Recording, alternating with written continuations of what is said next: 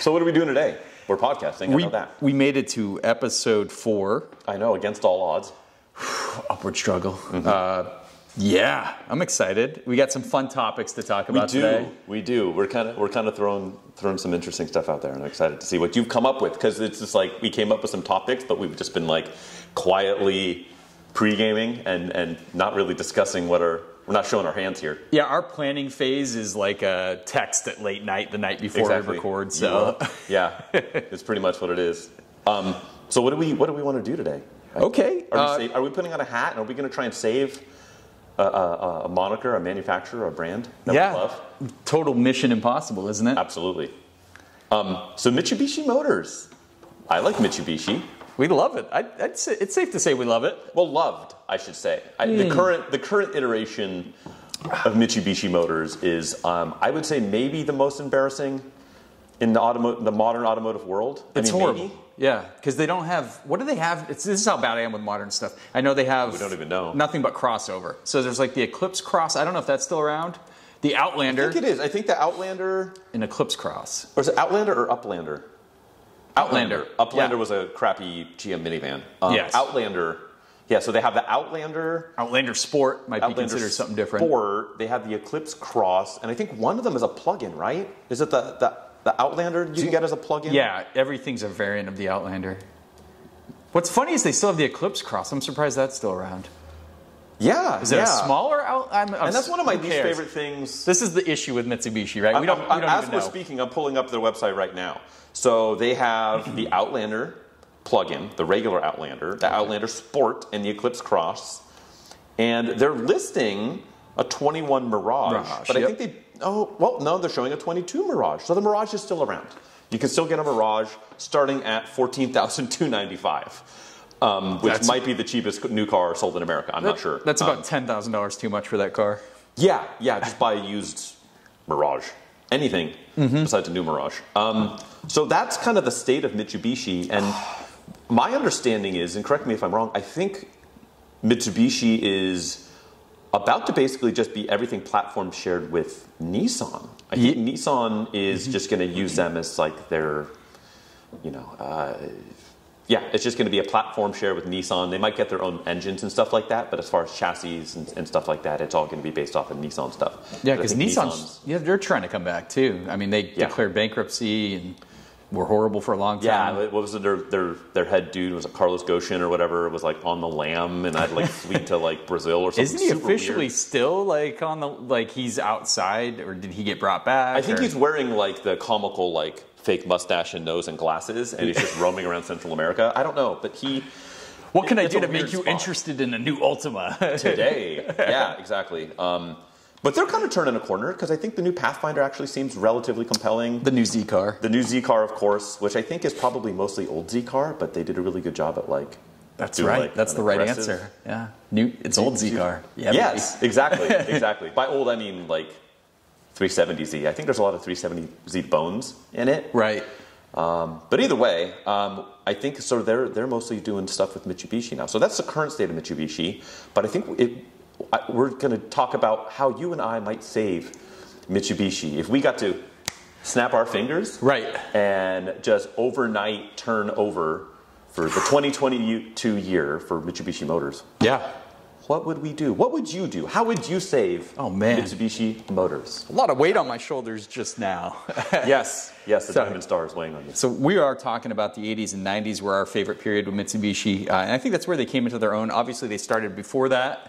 Yeah, probably what? Peak Mitsubishi's probably... Early 90s. Yeah, like early 90, to mid. 91, 92. Yep. Yeah. 100%. That's peak. So to save Mitsubishi, I didn't want to go into this like a business school case study because financially this is not applicable at all. Sure. Go figure. I'm coming from an enthusiast perspective. Of course. So here's my plan. It's an overhaul of the lineup. Yes. So I think you're going to like this. I think you're going to like a lot of these. I'm pumped. So we need to bring back Wake Up and Drive, that slogan. Ooh, that's a good one. Like that one. You know what they should do? They should do Wake Up and Drive and couple with like a coffee company. That's really good. And then, yeah, wake up and drive and have their own like themed coffees and work with some like coffee influencers. I don't know. Get Peter McKinnon like grinding up some beans or something like that. Yeah, absolutely. But I think it's like a poke at Tesla too. Like people falling asleep at the autopilot. Yes. Wake up and drive Mitsubishi. Fair. So everything I picked is kind of retro styling coming back, and it's also targeted us, the enthusiasts. Yes. So here we go. First thing I wanted to do, bring back the Evo. Okay. Here's how we do That's that. almost a no-brainer, I think, right? It's a no-brainer, but how do you do it and not upset the fan base and make it a presentable car that people are going to purchase today? You're going to upset the fan base. Are you ready for this? I'm ready. So we're going to go with retro styling like the Evo 4 and 5. Okay. Crazy sharp angles, which are kind of coming back. Humongous fog lights, right? Huge fog lights, huge spoiler, big fender flares, because that style is kind of coming back, that retro chic mid-90s. Correct. Yes, agree. So we're doing that. What we're going to rock in that Evo is 400 horsepower. Okay. So we're not in 300 Coming anymore. at ya. It's 300 for like 20 years. 6-speed manual. Okay. Which would be odd because only the MR came with a 6-speed back in the Evo 9. Right. And Evo 8 MR. But 400 horsepower, 6-speed manual, the cool angular design, that's it. That's the new Evo. Got it. Get excited. I am. I'm ready to wake up. I think that's and drive. That's a competitive vehicle. Well, I mean, it's kind of a standalone, right? You're going to have an STI. It's probably the closest thing to it. Well, STI should have jumped up in horsepower years ago, but yeah, that's been milling around in the low 300s forever. But competes with the new Z car. Yes. And what size are you like comparable to like modern WRX size? Yeah, gonna keep it in the STI competition zone. I think. Okay. Yeah. Okay. So we have an Evo. You like it? I like it. I'd go for that. I like it. I think that would get a lot of enthusiasts excited. It would definitely shine a light on the brand, right? Yeah. Because like there's nobody that's kind of incongruent to what the rest of the industry is doing. Think of the ads with that silhouette of like an Evo 4 or 5. Yeah, and just like sideways on like a dirt road. Okay, I'm getting too excited. Okay, that's just my first one. That's one. Yeah, we gotta have a whole lineup. You know what's really popular right now? Affordable luxury from the Koreans. Hyundai and Kia. Are you gonna drop the D word on me? How'd you know? You're bringing back the Diamante? I'm not even joking. We're bringing back the Diamante as an affordable, luxury, value-minded vehicle. It's similar to what Kia and Hyundai are doing, but I'm going to go all-wheel drive this time. Okay. All-wheel drive or rear-wheel drive, so it's going to be a new platform. Obviously, none of this makes financial sense. Sure. But I don't think... true, like Genesis G70 kind of competition. Yep. A little larger. It's going to be bigger than like the Galant was. It's probably going to be more like what's the G90, slightly bigger than the G70. Yeah, I think that's like full ass. We're going to go full opulent on this one. But it needs to be the other one. Leather. And I love the Diamante from before too. Yeah. Right. It was great. It was front wheel drive with its only issue. Sure. I think if that comes in a rear wheel drive format, it competes with the Germans. It competes with the Korean luxury stuff. Yeah. Okay. Who would love to see that moniker come back? Diamante. A new Diamante. It rolls off the tongue. Well, it rolls off. The Diamante. It won't roll off the assembly line, but it'll roll off the tongue. Exactly. Hopefully it rolls on the showrooms near you. There's like 6 Mitsubishi showrooms left, I think. We're probably talking like a 40 to 60K car. Okay. It's going to be the price range. Because that's realistically anymore, right? It's weird to say that like 50K is kind of inexpensive, but it sort of is. What's the average new car? Like 40 almost? Mid-40s probably, yeah. Yeah, which is crazy. Or you can spend $14,295 and get yourself a 2022 Mirage today. Boy. Which is just a 2012 Mirage with a new VIN plate. yeah, they had to like update some like mandatory NTSA standards. You think they did? Yeah, exactly. Right? They actually removed crash beams from doors and stuff. Okay, what else do you got? So you got a Diamante. I'm glad I could bring Diamante back. I'm glad you jumped into that. SUVs still popular. Yes. You know what I'm going to say next. The M word, right? The M word. The Montero is coming back, my friend. And the good thing with that is you can totally have Lil Nas X like be the spokesman of that because it's like his real first name is Montero because he grew up in a Montero. That's perfect. So his mom was like, I love this Montero, as she should have, and then she named her son Montero. I think more people were conceived in Monteros. Probably. Maybe that's it. Maybe he was conceived in the Montero. Hopefully a manual one. Good to know.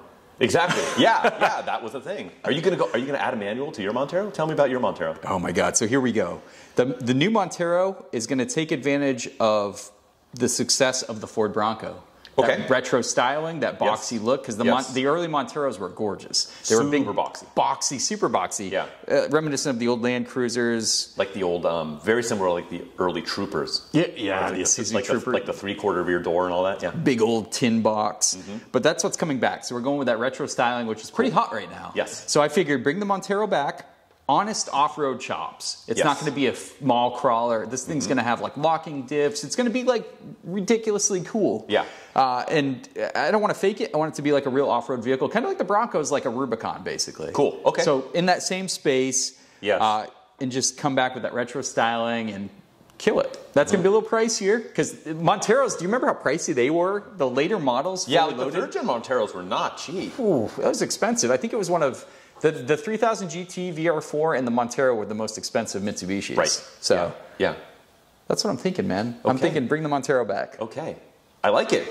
I like it. It may or may not be on my list. Oh. I don't know. Was that it? Was that your whole No, lineup? You got God, more? no. We're going. Okay. That's only 3 models, man. I know. So we got the Evo, we got the Diamante. So basically the same model number as they have right now. Yeah, yeah. We're already surpassing their sales. Yep. So Montero right there.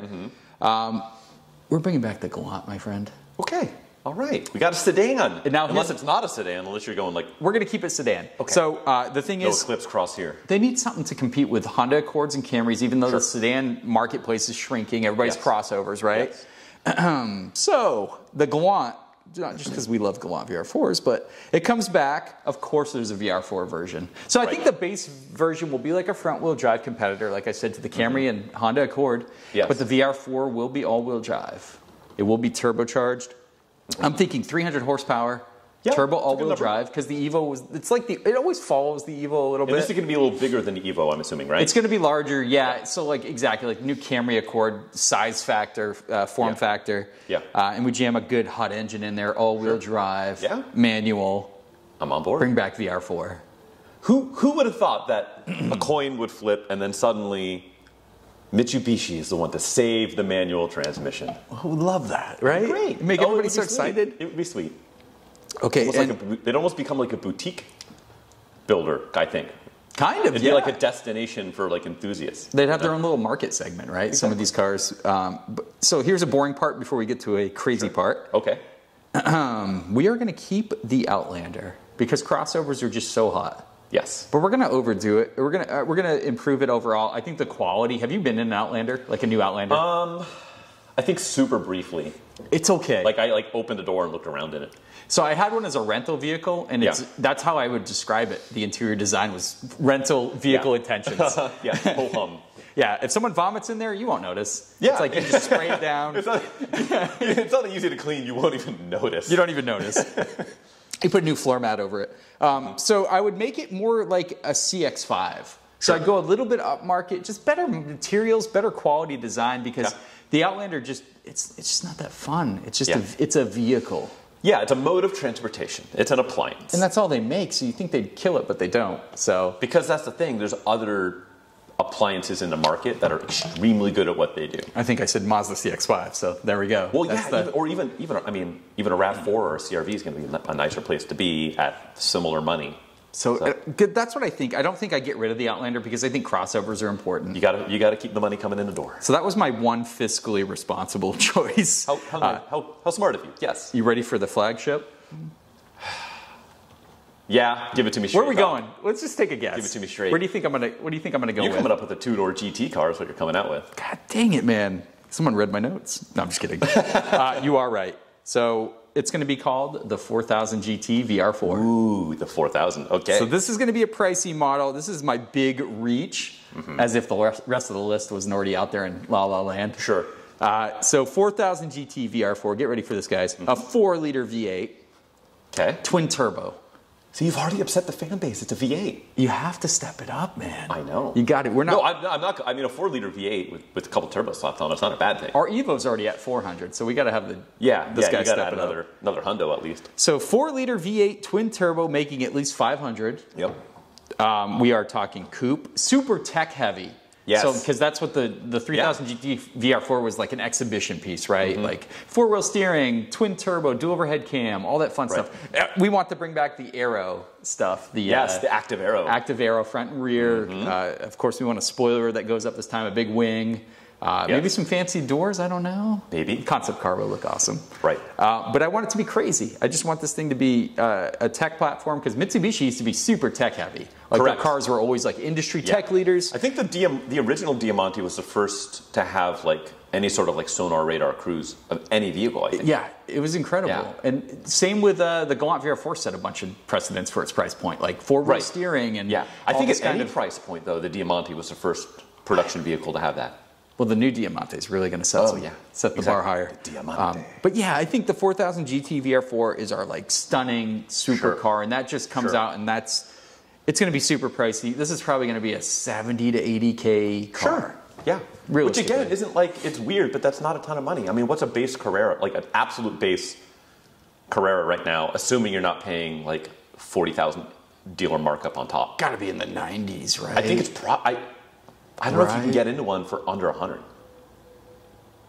Yeah, about that. Yeah. Yeah, and that's with zero options, which I mean, this isn't obvious. You don't order a Porsche. Yeah, it's not going to carry options. It's not going to carry the Porsche.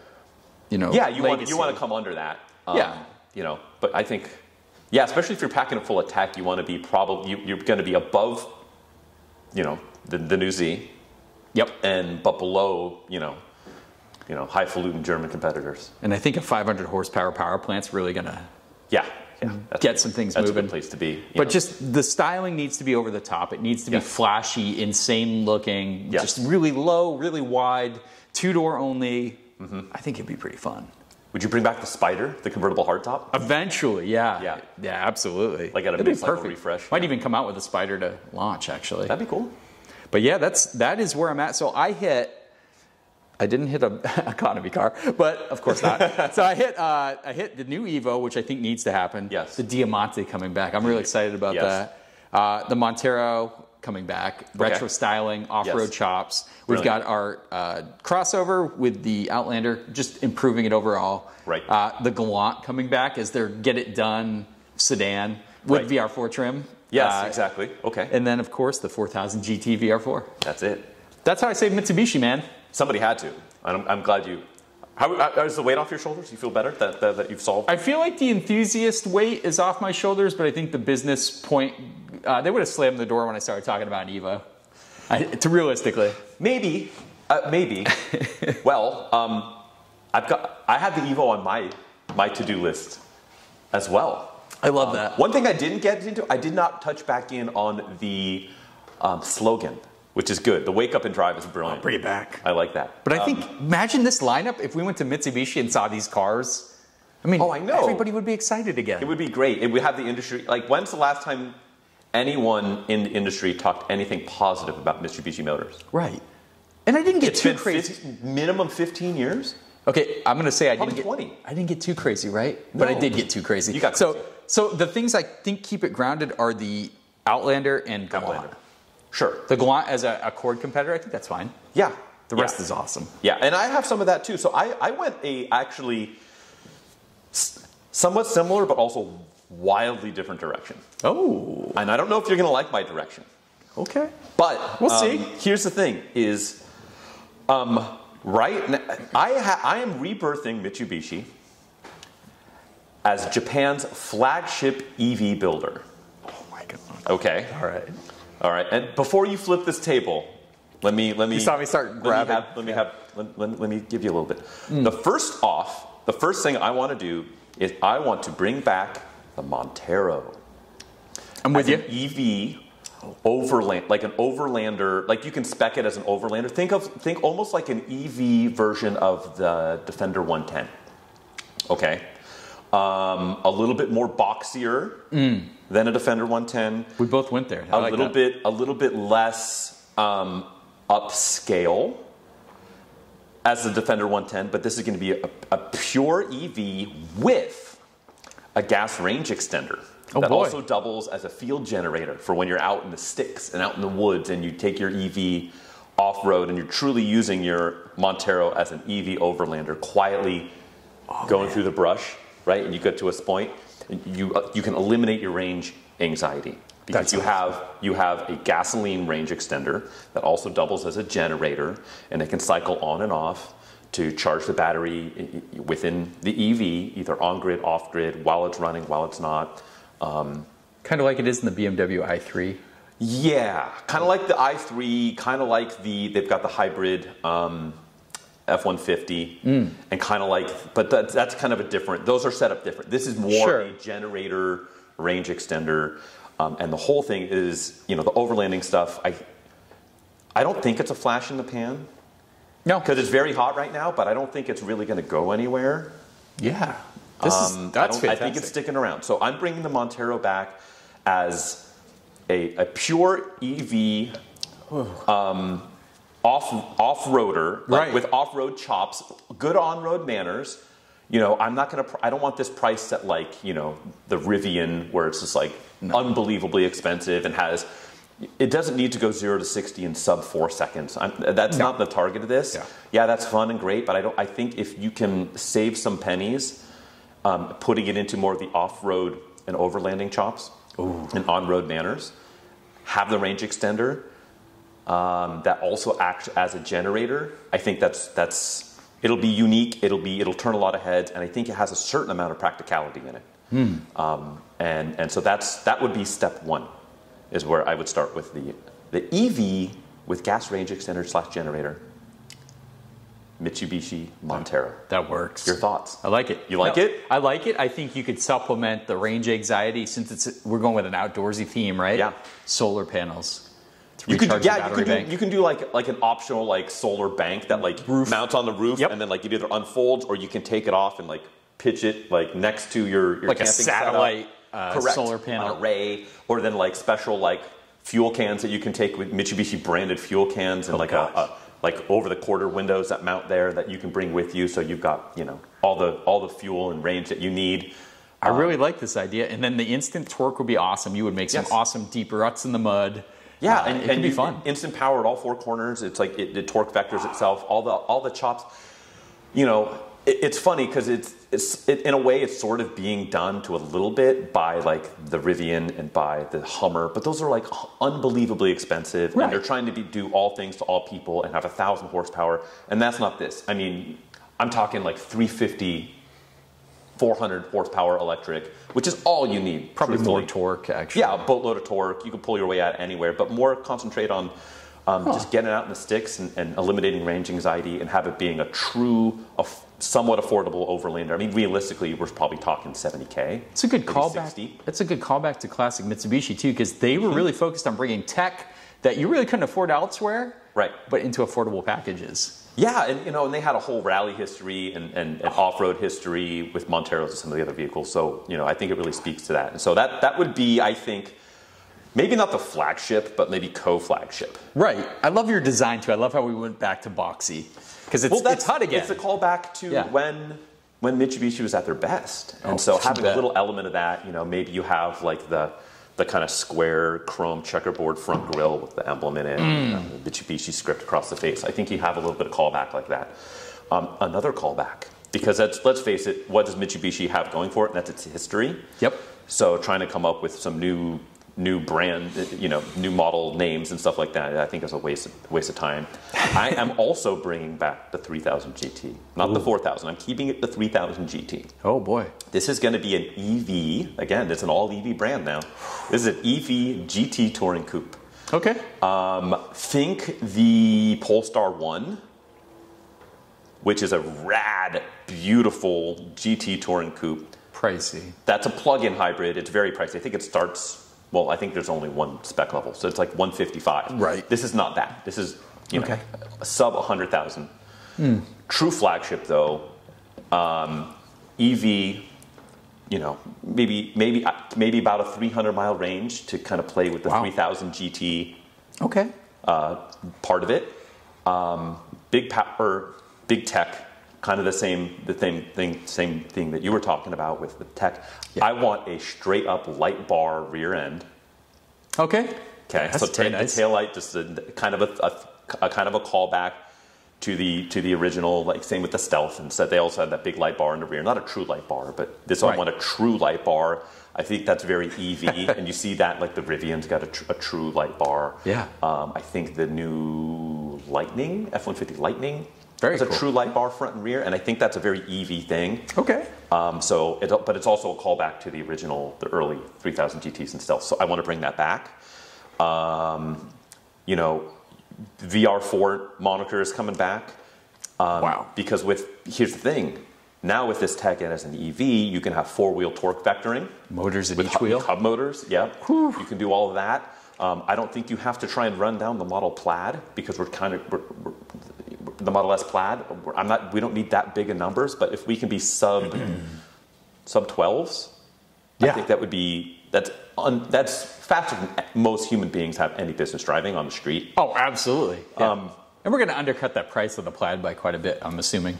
Gonna try. I mean, a Plaid's a screaming deal. Those are like 120, 130, I think. Yeah. You think you're going to price your 3000 GT? We're under 100. Yeah. We're going to be under 100. But yeah, and so that's my vision. Those are my two flagships. It's the EV off-road Montero and then the GT touring coupe of the 3000 GT. Now, the Montero I think is going to be a moneymaker. I don't think the 3000 GT is going to be a huge moneymaker simply because there's only so many people looking for a GT touring coupe. I don't think it ever was historically either. I think it was kind of their like flagship tech platform. Yeah, that's exactly, and that's kind of what this is. Because let's face it, Mitsubishi needs some sort of flagship something. And right now they burned the fleet, let alone like have a flagship flying. I don't know, man. That Outlander plug-in. Ooh, buddy. So yes, so those are my two those are the side by side on the flagship mantle. I am also, and I mentioned this, I am bringing back the Evo. Oh yeah. I'm going a little bit of a different angle though. Okay. I'm not bringing the Evo back as a true Evo, and I'm going to upset a few purists. I already am because I'm building an EV brand. So oh boy. You know what? That ship has sailed. Yeah. I think the hot hatch is coming back. Oh. I think there's a little bit of a dearth of the hot hatch in the market, but there really shouldn't be. Mm-hmm. You know, there's a few out there, and some of them are like not really a hot hatch, like a Civic Type R. I mean, it's a hot hatch, but not really. You've got the ever-present GTI. You've got Veloster. Mm-hmm. Veloster N is a fantastic car. There's some stuff there, but I think if you can cook up an EV hot hatch, because there's been EV hatches that have come out, and they've kind of come and they've gone because they haven't been that good. Yeah, the Golf electric and the e-Golf. The Focus electric. Yeah, Fit EV. You've had some, all the various Chevy Sparks and stuff like that. There's a Fiat 500. Yeah, the 500e. That's more of a city car. But yeah, I mean, so I think if you make a compact EV hot hatch, you don't need huge range because people don't like to go huge range in an EV. Go maybe 200 miles. You know, that's kind of the standard. I think that's the lowest that you can get away with now is like the expectation is about 200, used to be like 60 to 80, right? And then for those cheaper ones like the e-Golf, and now it's like I don't think you can get away with under 200. So if you can go to 200 range, it doesn't have to be insane fast, but like if it can run with a modern GTI, be competitive. You know, I think that's the thing with EVs right now. Everyone expects it to be like the fastest thing on the road, but I don't think you have to do that. And I think if you can avoid doing that, stretch your range, you can bring the price down a little bit. I think you can have an Evo branded hot hatch. Okay, maybe a 4-door hot hatch because you got to sell the thing. Right. Give it some little bit of box flare on the fenders. You need to style it aggressively because everything else is going to be. If you're using the Evo name, it has to be aggressively styled. So think of like a more like an Evo 3 meets a Mark II GTI meets a Delta Integrale. Okay. In EV form. If we can keep the price under 35 grand, I think that would be great. Maybe under 40 is more realistic. Yeah, but I think with a 200-mile range, you're going to be up against Model 3 and stuff like that. The Evo 10's creeped into 40K. They did. So, so if we're being Japan's flagship EV brand, the new Mitsubishi Motors, maybe they're pulling some cred from all their other, Mitsubishi Electric and all these other brands that is under the Mitsubishi umbrella. They pull some strings there. But they've got a lot of they've built a lot of runway to be able, like, look, we're a flagship brand. We've got these flagship vehicles.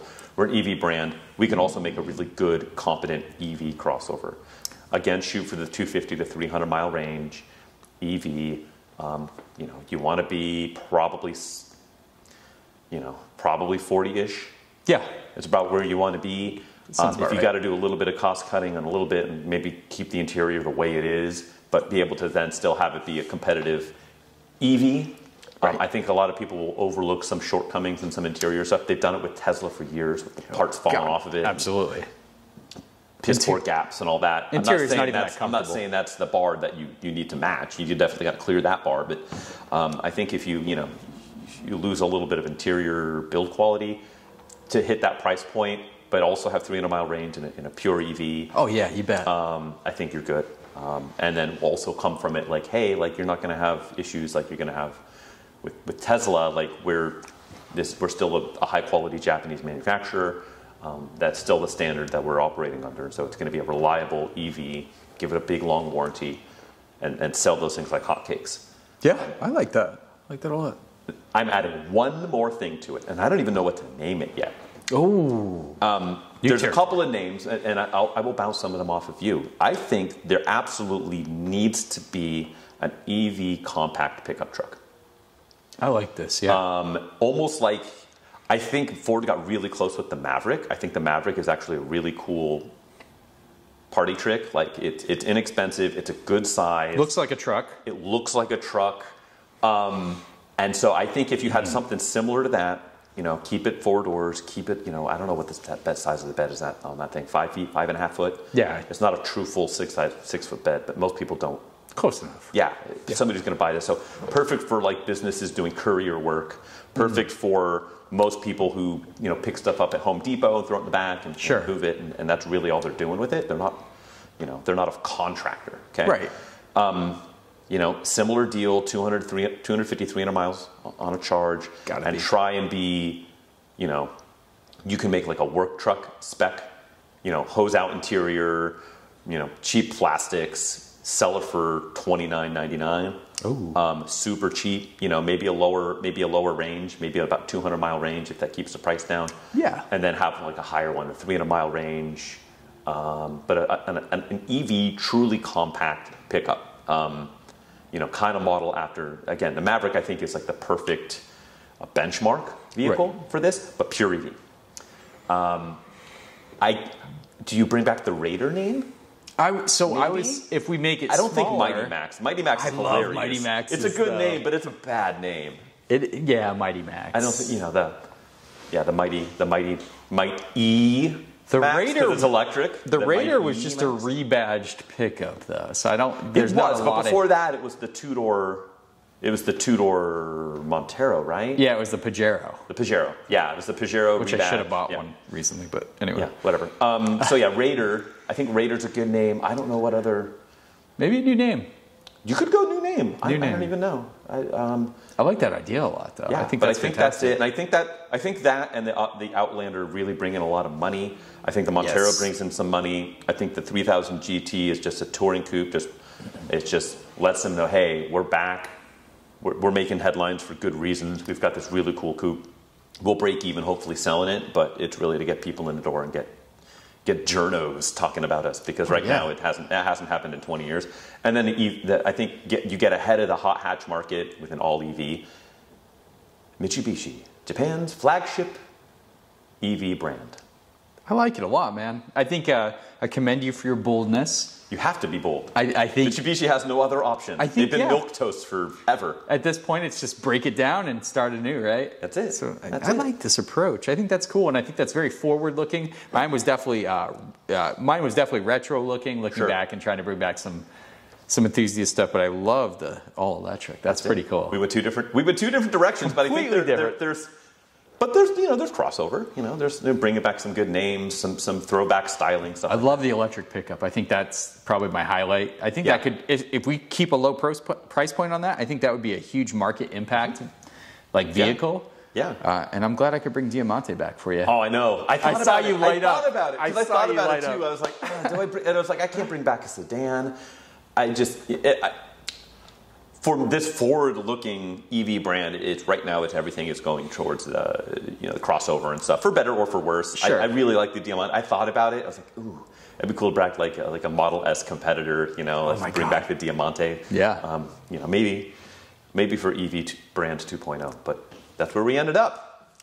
Love it. Yes. Well, we saved it, folks. If Mitsubishi wants to reach out for our consultation services, yeah, hit us up. We come get a hold of us here at the podcast. We are here to collect consulting fees. Yeah, absolutely. Whichever path they decide to follow, we don't mind. Yeah. Hey, Either one. flip a coin. It's better than what you're doing now. So, half kidding, Mitsubishi peoples. We've saved Mitsubishi.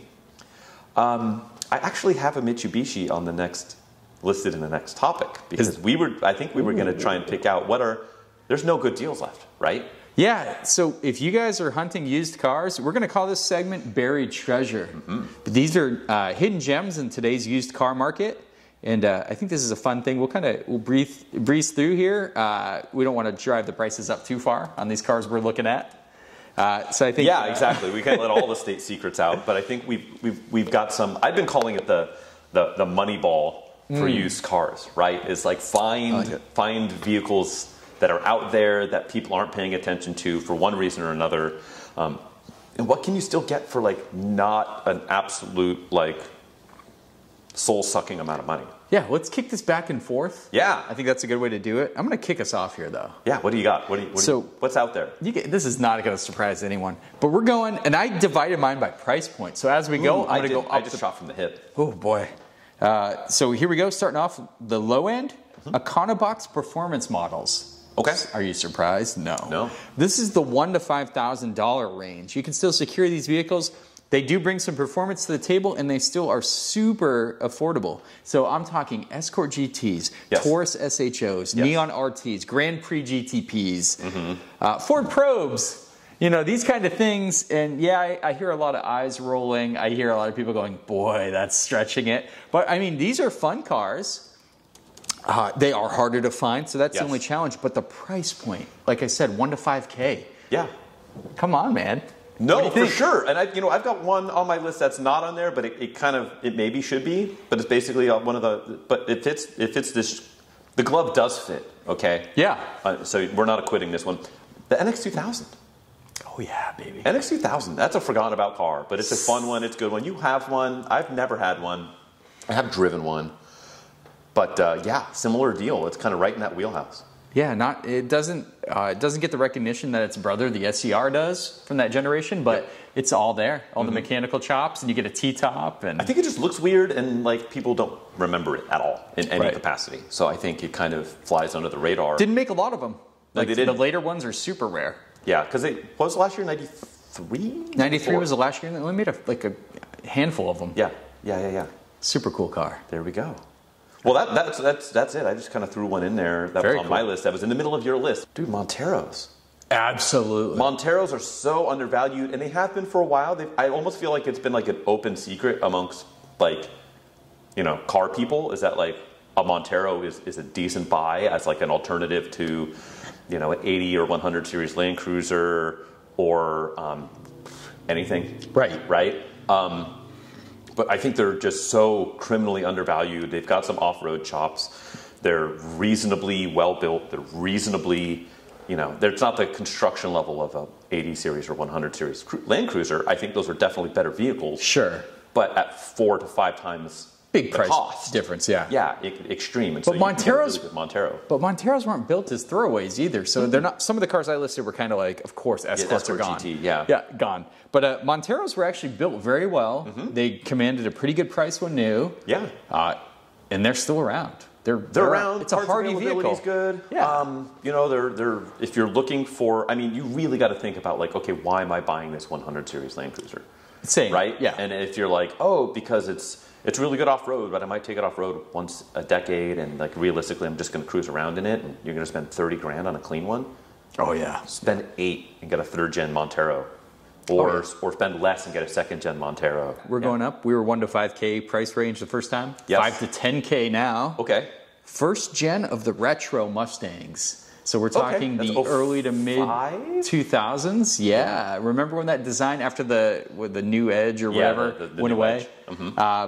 These things are incredibly cheap. They're super cheap. What the heck? We got 300 horsepower. We got a V8. We got a rear-wheel drive with a manual. Yes. And they can be had for 5 to 10K for good examples. Yeah. No, that for really good examples, and for like a GT, and then you had there was like the Bullet, and there were some of the other special edition ones. Yeah, a little more of a premium on those guys. Yeah. They were in that range not too long ago, but you're getting a solid, and like they're just overlooked because the next generation had that huge Coyote drop, which pumped the horsepower to 400. But dude, these are a great deal. I think, and the thing is, they've aged incredibly well. They look so good. Well, unless they were, I mean, so many of those had some like just brutally terrible mods over the years. Sure. If you can find a clean stock one, GT, it's got the circle headlamps or the circle fog lights in the grill. That manual. Little pedestal spoiler. I've spent a fair amount of time in a convertible 5-speed GT. Yeah. Get a coupe. And I like convertibles in general, but get a coupe. The amount of cowl shake is just unreal. Oh, I'm sure. Unbelievable. But these things look great, and there's. Yeah, they look good, they drive good, they're reliable, parts are cheap. Aftermarket's huge. Interior build's kind of garbage. Mustang. But you know what? Something's got to give. Yeah, it's a Mustang. It's a time-honored tradition. But for under 10K, you're getting a V8 rear-wheel drive muscle car? Come on. Yeah, with a manual. Right? Brilliant. So that's what I picked. I like it. That's a good one. Thanks, man. I don't really have, on my little hit list over here, I don't really have a muscle car. But I do have something that is rear-wheel drive and with a manual, 5-speed manual. I think, so E46s are on the come. Yeah. M3s are, I think, I like those cars a lot. They are really getting to the point where I think they're very overpriced. Because if you want a decent one, it's have to have had a lot of work done to it. And, you know, like I think I just saw one go, there was a real low mile, like 05, that went for like $94,000 or $96,000. Too much. It had like 4,000 miles on it or something. But regardless, I think I think an E46 coupe is a very pretty car. I think it's kind of a timelessly good-looking car, and you could still get like a lightweight, low-spec 325i coupe with a manual for not a ton of money. No, you can spend $5,000 or $6,000, maybe $7,000 for a really nice one. Yep. And they still look very, very good. If you want to throw a set of nicer wheels on it, if it still has like the base spec wheels on it. Especially if you find it with like a sport package car with the sport seats and stuff like that, you can get one of those. They drive. It's not a powerhouse, but they handle really well. They're handsome. They've got a good gearbox. That motor's really buttery smooth. If you want to modify it later, there's all the parts in the world to do so. And I still think that's a really good buy where you can be like, I have a really nice looking, sharp, fun to drive E46 coupe with a manual and be well under $10,000. Yeah. And be able to maintain it. Like the lower spec ones are easy. They don't tear the rear subframe mounts out because they don't make the power to do so. Right. They made a ton of them too, so the availability. They made almost all of them are automatics, but there is a good amount of manuals out there, and I've driven a couple, and they're great. They're actually really good. They're really good cars. They'd be like a killer first enthusiast car for somebody. It's like the 330 ZHP, often overlooked, but that is such a handler. They are, but those are commanding big money now. Now, yeah. Yeah, now they are. Dude, they were 6 to 8K a couple years ago. Yeah, exactly. And now they're 20.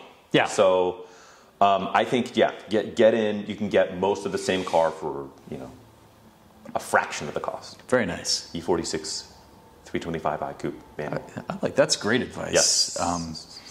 What you got for me? 5 to 10K. Now we're going to 10 to 15K. Oh, we're climbing that ladder. That's a bit of money. Like, I don't have shaded glasses on. That's quite a bit of money. In the sky. Okay. But you know what we're looking at? We're looking for muscle cars with over 400 horsepower in this range. Oh, are we going? I didn't wear my Mopar sweater today. Are we going Mopar? We're going some Mopar. Okay. Not as much Mopar as you used to get for this price range, but let's start it off here. So you're 10 to 15K. You're looking at Corvette Z06s from the C5 generation. Yes. Worn-in examples now, unfortunately. Okay. Or just base C5s fall in that range, which is still a hell of a performance bargain. Yeah, always. Cadillac Cts-V, the naturally aspirated ones. Okay, so are it's like the still- first gen Yep. Cts-V. So you're still getting that 400 horsepower, same as the Z06 engine. Do you still play in that space with Yep, manual? absolutely. 12. They only came in manual. Oh, okay. The first gen The second Cts-V. gen they added the auto. Okay. Yeah, auto tragic. So you do get the manual only, so that's fantastic. Pontiac GTOs still play in that space. Yes. 10 to 15K. Yeah. And lower trim Hemis, the RTs play in that space. SRT8s have jumped above 10 for anything worth a damn, where you're not rebuilding the engine and putting a new, putting at least a new cam in Pulling it. the heads off it, yeah. Yeah, SRT8s used to play in that territory. So you are wanting 400 horsepower muscle car, 10 to 15K, that's your ride. Any one of those cars, I think that's an insane performance value. They are. Those are good. I don't have anything that muscly on my list. Actually, I tried to keep everything at like a really kind of cheaper price point. I didn't structure my picks by dollar amount, but I do have. When I said Mopar, I do have a Mopar on here. Ooh. Well, two technically. One is the SR14 Neon. I knew you were going to say that. You got to go SR14 Neon because the trouble there is finding a clean, not butchered up one. Yeah. Every one of those just got absolutely Dude, modded every into single ground. one. Yeah. Yeah, I knew a guy that had one that was like absolutely slammed and like wrapped in like purple and had like neon green spray painted truck nuts that he would just drive around and be skipping off the ground at all times. And it was boosted to the moon. It'd be like turbo lag to 4,000 RPM. And then it would make like 550 like wheel horsepower above that. And he would just like try and drag race people around Vallejo, and it was. But that's how every single one of them. That's the challenge. So if you could find a clean one, It's it like might the be challenge hard. of the century. Find a clean SRT4, because you can't. But here's the other rub is the other thing you can do is it's not nearly as cool of a car, but it's got the same drivetrain in it. You find an SRT4. I knew you were going to say Caliber. You got to go to the SRT4 Caliber. They're so rare, though. They're rare. I remember for a minute you can buy them like deeply discounted. They had more power. They had more power. They had like some weird like they had more power. They had some weird like electronic stuff with like the way the traction control worked. The ride height was a little higher. So dynamically it wasn't as good. Disastrously poor interior. God, they looked cool though. They look good. It was the thing is I don't know if it's based on the PT Cruiser chassis. I mean maybe, but it feels like it would be. But yeah, SRT4 Neon or Caliber. So I put convertible cost saver because sometimes you want a convertible. Sure. And guess what isn't on that list anymore? Miatas. No, those have been off that list for a couple of years now. So what's funny is you want a cheap Miata alternative, you got to look at BMW. Oh, the Metro was good. Right. But BMW Z3s and Z4s. Z3s really especially, and they look way better than the Z4. I know you agree. Yeah, and you know what? I just realized I left this car off of my list. You had a Z4. I had a Z3. The Z3, that's right. My Z3 never made it on my episode 1 list. That's one more I missed. I think that's 5 now. I've left pour off one that out list. for the Z3s. I had it for just maybe not quite a year. Short-lived, but still. It was a 2001 Z3 2.5 with a manual. Okay. Had the sport package. I bought it, had just under 200,000 miles on it, but it was one owner and immaculately kept. Yeah, yours was good looking.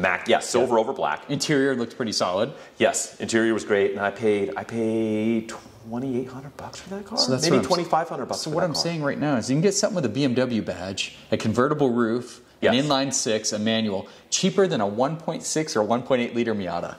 Yeah, and that 2.5, it was like, it's the smallest motor you can get in the later ones. Early ones, you can get the 1.9. But maybe like 180 something horsepower. Car was not heavy. Yeah. It was super smooth. It ran stronger than I anticipated when I was looking at it. And the Z3 was still hydraulic steering. Wasn't the hydraulic steering. So Z4 they went to electronic. Yeah, and iDrive and a bunch of stuff that you can avoid. I have driven a 3.0 6-speed in a Z4, and they run really good. Yeah, they drive good. There's a lot of potential headaches there. I think the styling is much nicer in a Z3. If you can find a Z3, that didn't make my list, but it should have because that's an excellent car.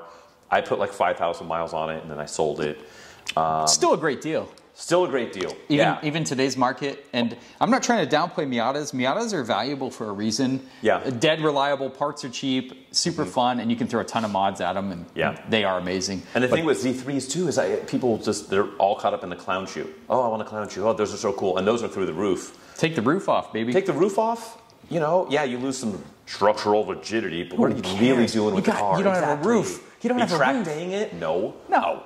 If you are, okay, whatever, do it. Cool Put story. a cage in it and you'll be done. Roll bar and done. 90%. Yeah. No, that's a great call on your part. Thanks, really man. good done. Really well done. And that's what I got for buried treasure. Okay, I have one more. Let's hear it.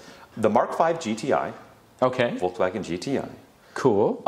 Kind of unloved because the Mark IV before it was the last year of the boxy ones. Yes. And so those were really cool. And then you can get an R32 in the Mark IVs with a 6-speed. Yes. But you couldn't in the Mark V.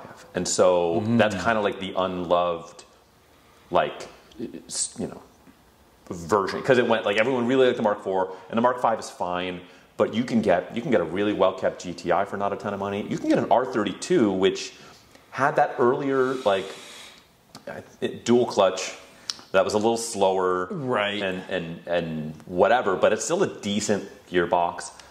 Yeah, And the an R32, you can probably get one for a really good one for like 12. Yeah, the early DSGs weren't that sharp. They weren't that sharp. Yeah. You know, but it was worlds better than the single, like, you know, the single clutch stuff. Yeah. They're not as like bang bang bang as the modern stuff, but they're decent. And that motor, that 3.2 in the R32 is such a good motor. It sounds so good. And those cars are a little heavy, but I think you can get, I would say it's not a true bargain, but the later stuff is more expensive. The Mark IVs are way more command premium, and so I think you can get a Mark V GTI or even an R32 and save a lot of money compared to some other stuff and have a really cool, really unique car. Great all-rounder. Great all-arounder. Great daily, great take it out and have fun in the canyons. Yeah. Modify if you want. That VR6 noise, the Wookiee noises. The Wookiees. Yes. Very cool. That rounds out my list. I like it. So take this advice if you want, guys. Don't feel dismayed about the high prices of, you know, the common cars that everybody's talking about. These are some lesser known things. We've shined a light on it. People, look at them. Go. Check them out. All 7 of our listeners are going to drive the market up on these cars now. They're going to be unattainable. Do it, guys. Podcast. Do it. That's right. Or just like type this list up that we said, print it and burn it in effigy. Whatever you want to do.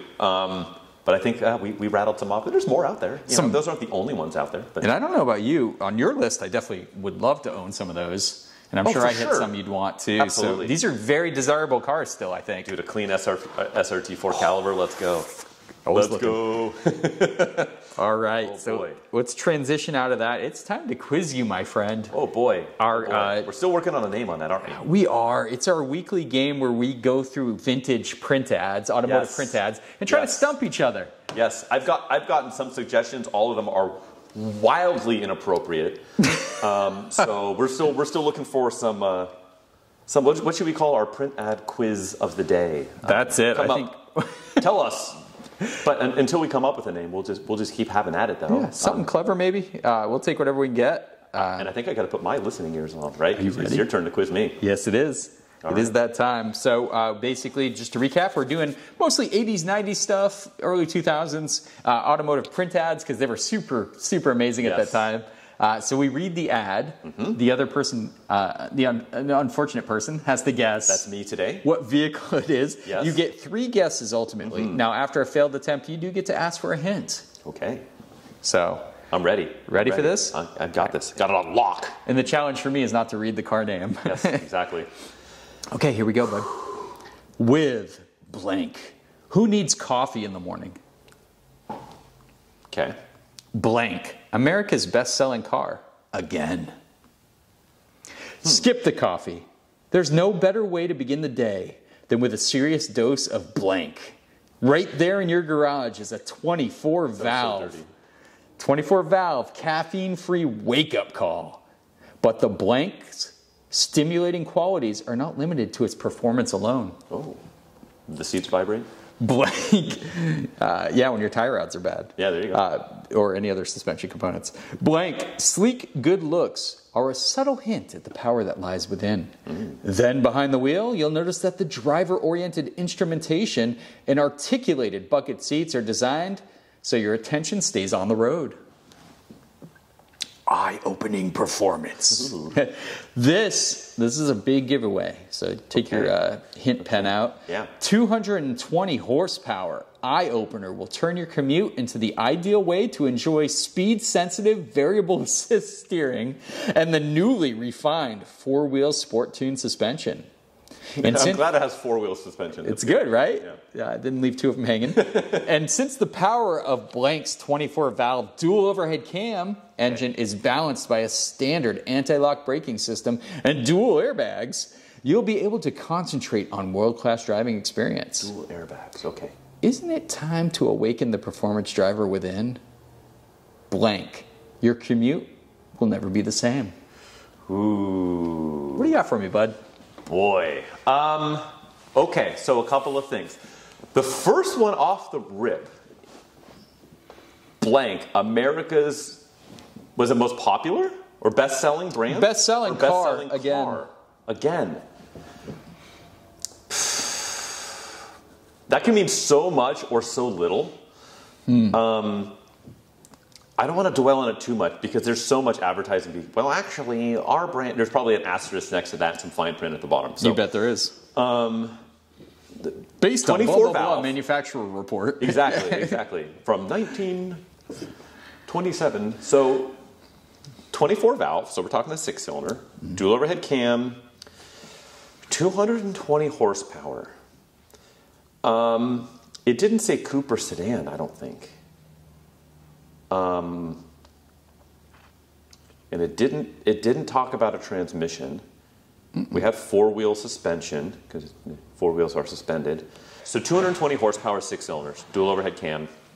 You had the 2JZ GE, which was in a flurry of different Lexus products. It was in the Mark IV Supra non-turbo. That's on the table. Also, if it's later, it could be the IS.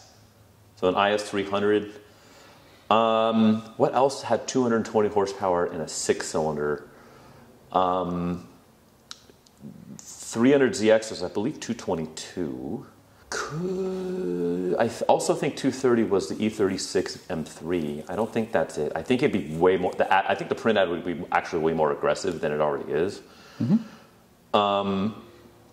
I'm going to say. I'm going to say the IS 300, Lexus IS 300. Love that car. It's not final answer. It's not what we're talking about today. It's not what we're talking about. Okay. Can you throw me a bone? You got a hint for me? Your big hint is going to be that first sentence. America's best-selling car.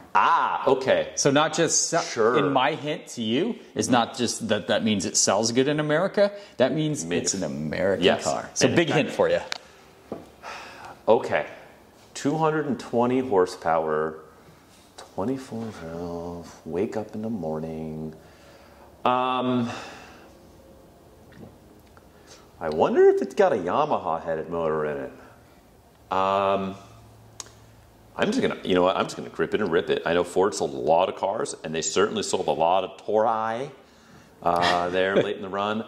I don't know when they got dual airbags, but I'm going to say Ford Taurus SHO. Final answer. This 220 horsepower eye opener, you picked up on it. 220 was the magic number of the Ford Taurus SHO. This was an ad from 1993 when they did come out with dual airbags. Yeah, exactly. Yeah, because it wasn't in the early ones. My friend, you nailed it. Oh man, that America's one. See, that threw me. I mean, not really, but it was like, oh, like I feel like that's a huge hit, but I can't. Yeah, because how much can I read into that? Because there's so much stuff about Lexus was killing it on their sales, and I didn't know if it was like under the brand of Toyota, because I knew Toyota sold an assload of cars. But remember, the Taurus saved Ford in 1986 when it first came out. Taurus. Yeah, the Taurus. So that's why they said it. Yeah, that's why I felt pretty good about it when it was like, ooh, okay, America's. Oh yeah, they sold. I don't know exactly, but this might have been the first year where you had the automatic. No, 92. You could get an automatic. Which really opened up sales. Yeah, they sold a lot more, but it took a couple. Or no, it didn't take a horsepower bump because it went The manuals had the 3.0, and then you get the 3.2 with the automatic, right? Right, just to equal the same bump. power. Yeah, and then exactly. that was pretty much it. And then they went to the V8 shows later in the lifespan. Those were fun. You nailed it, man. That's the 24 valve design, the 220 horsepower, which Just my first win, baby. Yeah, man, on second guess. Just win, baby. Yeah, it's a good one. So you got it. You nailed We're it. tied now on the leaderboard, right? I like that. Yeah. 1v1. Evened up. That's right. Who needs coffee in the morning? Game. God, the Taurus show was good. It's funny when you said who needs coffee in the morning. I was like, is it going to be Mitsubishi? We were just talking about like, Mitsubishi. Easy segue for you. Yes. So that's it. Okay, so we can wake up and drive. We can not do coffee. We can do SHO. What about PCP? Oh man. Project Car Progress. Yeah. What are you doing? So what did I do? Well, the Miata's off the lift. Gone. Clearly, there's an old BMW sitting right by us. Bronze it. So suspension all together in the Miata. That was fun. Yes. So we're talking what? Control arms. What else do we? Ball joints. New shocks, springs, sway bars, end links. Right. Just keep going. You ditched those grody old tires too, right? Oh, brand new Falcon Azenis with Sweet. 200 tread wear. Cool. So she's happy. I got to do a little more work. The brakes are dragging a little bit, so I got to see what's going on there. Sure. Calipers might be a little unhealthy, so Sticky, icky, yeah, they might be sticking shut a little bit there. But overall, I'm happy with it. So that was a big push to get that thing finished. There's still a ton of work to do on her. Finished. Finished. A project car is never finished because you can't call it a project car, I guess, at that point. Yeah. So yeah, we got a lot of work to do, but super happy. The handling was ridiculous. I just took it out and drove it like a complete maniac, and that's what you do with a Miata. Sure, that's why it exists. So that was pretty much it. That was the big point, just getting the suspension. Then the hardest thing to do is your sway bar end links need to be adjusted once the car's on the ground. And a lowered Miata is not the easiest car to get under. Right. So getting in there and trying to tighten those bolts with a car sitting on your head. It's super fun. But we're there. We put some weight in the driver's seat, so it's balanced. Right now it looks like a real race car because it has just a driver's seat over bolted here, in. off camera. But yeah, one seat. Looking pretty. What a lovely car. Can't wait to get on the road. But yeah, that's pretty much my PCP update for last week. So yeah. How about you, Frank? What kind of PCP you got for me? I made a little bit of progress. Just a little PCP? Yeah. Recreational? Exactly, yeah. Recreational uses only. So I did a splash of PCP. I started to dig into the timing belt on the 924 Turbo. Wrestled the timing cover off, got the airbox out, got a bunch of stuff dug into it. And I had a, first off, very good idea for me to have dug into doing this timing belt. It's way under tensioned. Like if I feel like if I grabbed it and just yanked on it really hard, I would just pull it clean off the cam gear. Came off the crank pulley too, just by pulling it? I didn't pull it yet because I started. That's scary. Well, yeah, it's super loose. You're supposed to, the way they literally in the manual it says to tighten it. You do the 90-degree turn on the belt. So you grab the belt. You want to have it so you can barely just barehand it and put all your muscle in it and get it to turn 90 degrees. That's where they want it. Wow. This I can 180 it. Jeez. Like it's way under. It was way under tension. So I was like, okay, well, good thing I'm here. Oh, and there's a run in the backside of the belt where it was, so it's very overdue. Yep. And I think those cars call for a 45,000 mile interval. That sounds about right, yeah. So yeah, glad I'm in there. Glad I didn't keep driving it. It's got somebody put an adjustable cam gear on it at one point. So it's got this dial-a-cam, adjustable cam gear from the 80s or something like that. I'm always worried if they were trying to eke out performance or trying to compensate for something. Yeah, I don't know. I have no idea. I have no record of it being on this car. I couldn't tell until I yanked the timing cover. So it's there, but it doesn't have the same timing marks on it because on that one you're supposed to just dial it with the cam gear. Yeah, because you can adjust it whether you put it forward or back, right? Well, yeah, well. It should have there's a notch on the valve cover, and you're supposed to turn the crank over and to line it up on the cam gear, and then you pull the belt off and put it back, and you're done. But the mark on this aftermarket cam gear isn't there. It should have marks on that. There was. I eventually found it, but it was super prominent on the factory one. Sure. And I had to scrub and dig, and I was like, oh, there's not one on here. And then I revisited it later. And I cleaned it up, and I found I've actually found a little divot. It was filled in with grease and stuff. So I'm ready to. That's where I have. That's where I've gotten at this point. I haven't yanked the belt off yet, but I'm all geared up now. Now that I found, because I was like, hold on, I don't have a timing. I have no timing marks anymore because of this aftermarket cam gear because there wasn't one on the crank pulley. Right. I'm like, but I found it. So cool. That's getting close. That should be, now that I got that figured out, a couple hours, that'll be done. Nice. I did get my gasket for my charge pipe to put it back together. That's right. And that's where I'm at. That's cool. where we are. I made a splash of progress. Any progress is good progress, right? That's right. Any PCP is good PCP, my friend. Take it where we can get it. Exactly. Get in where you fit in. And I think we're cashed for today. Are we? I think episode so. 4? You got something for me? For episode 4? That's it. I think we just want to thank everyone for joining us. Yeah, putting up with this nonsense. Just kicking off this endeavor. We thank you for listening. Spread the word, follow, subscribe, like, listen, do all the good stuff. Yes. We are posting actively on our YouTube site, so check that out if you want to see the visual component. Yes, and then also too on the gram. So at APA Podcast on the Instagrams. And we're going to get to a point where we're going to start posting some stuff on there as far as, hey, this is what we're going to talk about next week. What's your guys' input? Or if you guys have any input as far as what we should name our quiz show and all that stuff. So follow along there. Follow along wherever you're listening to or watching, because this is on YouTube. Yeah. And that's it. That's all we got for today. Yeah. Thanks for joining us. Cheers. Cheers, guys. Take care.